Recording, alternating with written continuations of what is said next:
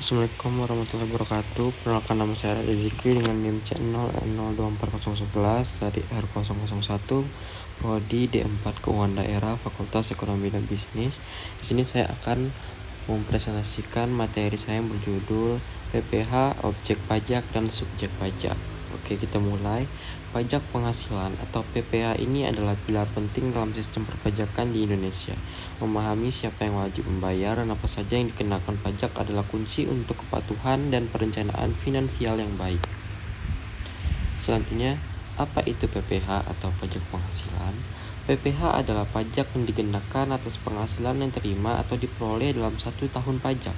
Penghasilan yang dimaksud bisa berasal dari berbagai sumber termasuk gaji, keuntungan usaha, investasi, dan lain-lain. PPh berperan vital dalam pembangunan negara.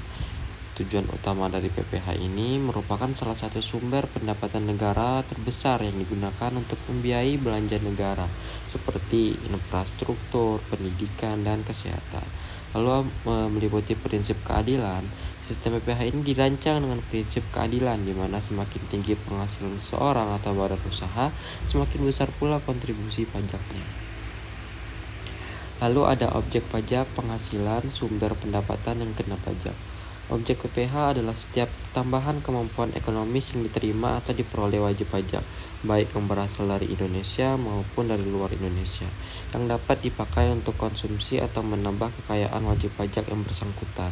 Yang pertama, penghasilan dari pekerjaan, meliputi gaji, upah, tunjangan, honorarium, komisi, dan imbalan lainnya. Yang kedua, penghasilan dari usaha, keuntungan yang diperoleh dari kegiatan usaha atau pekerjaan bebas. Yang ketiga, ada penghasilan dari modal, bunga, dividen, royalti, sewa, dan keuntungan dari penjualan atau pengalihan harta.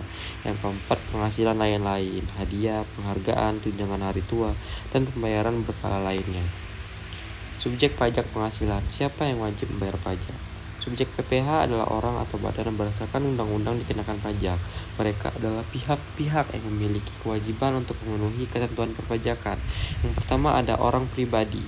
Setiap individu yang memiliki penghasilan, baik warga negara Indonesia atau WNI maupun warga negara asing atau WNA, yang menjadi subjek pajak dalam negeri. Yang kedua, ada badan, sekumpulan orang dan modal yang merupakan kesatuan baik yang melakukan usaha maupun yang tidak melakukan usaha, contohnya PT, CV, atau yayasan. Lalu yayasan. Yang ketiga, ada warisan belum terbagi. Warisan dari seseorang yang telah meninggal dunia dan belum dibagikan kepada ahli warisnya. Terakhir, ada bentuk usaha tetap atau BUT. Bagi subjek pajak luar negeri yang memiliki kehadiran fisik atau menjalankan usaha di Indonesia. Yang terakhir, perbedaan krusial dan contoh kasus. Membedakan antara objek dan subjek pajak ini adalah dasar dalam memahami kewajiban perpajakan. Objek adalah apa yang dikenakan pajak, sedangkan subjek adalah siapa yang dikenakan pajak. Contoh kasus objek pajak. Seorang karyawan menerima gaji bulanan sebesar 10 juta.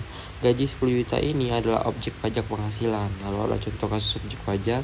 Karyawan tersebut sebagai individu yang menerima gaji adalah subjek pajak yang wajib melaporkan dan membayar PPh atas gajinya. Dengan memahami kedua konsep ini, Anda dapat memastikan bahwa kewajiban perpajakan Anda terpenuhi dengan benar dan tepat waktu. Sekian yang bisa saya sampaikan. Wassalamualaikum warahmatullahi wabarakatuh.